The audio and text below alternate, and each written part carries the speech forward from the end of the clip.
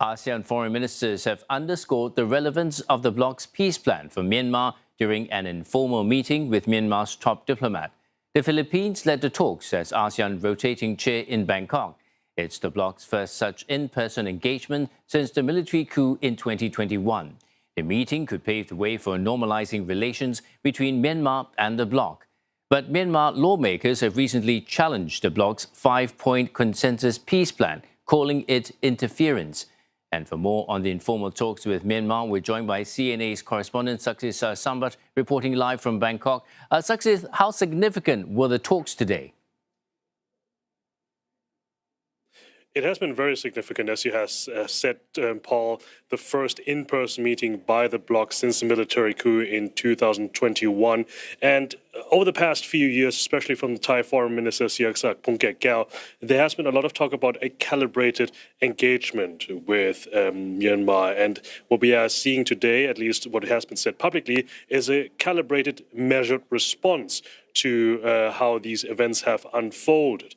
We are hearing from our sources that have been inside the meeting that it has been constructive, that it has been candid, the engagement, and that they have that the main goal of this was to basically listen to what the foreign minister from Myanmar actually had to say, and also more importantly to show the bloc and ASEAN what they are going to do going forward now that the elections have taken place, as much as maligned and publicly criticized they have been, especially also on the implementation of the so-called 5-point consensus that ASEAN has implemented on its neighbor ever since the military coup in 2021. Now, going forward, there's also the expectations about how not only these 5-point consensus is going to be implemented, but also what kind of other progress is being expected there. We're going to hear now from the Philippine Foreign Minister, Mrs. Lazaro, here. I join colleagues in our call for positive developments, particularly in the situation of Daw Aung San Suu Kyi as an important element of constructive and inclusive national political dialogue.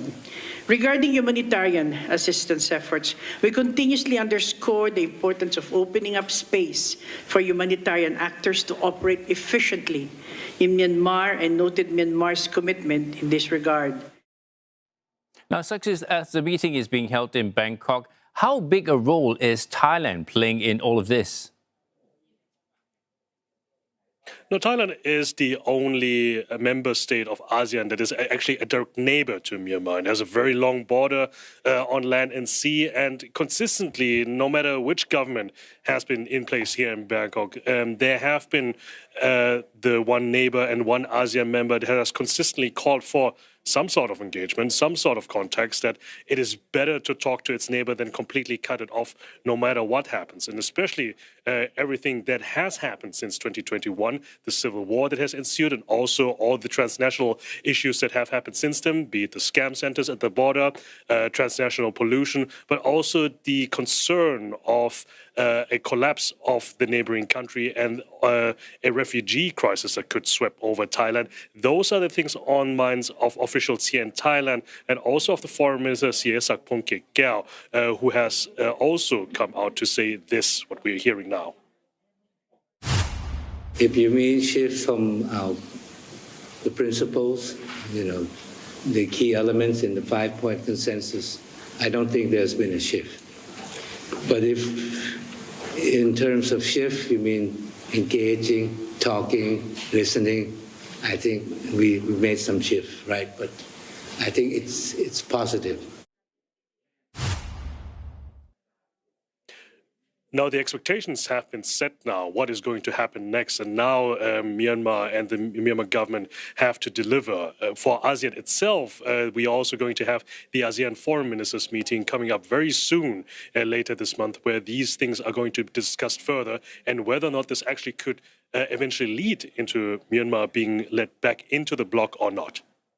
Okay, thanks for that update, Saksith. We've been speaking to CNA's correspondent Saksith Saiyasombut, reporting live from Bangkok.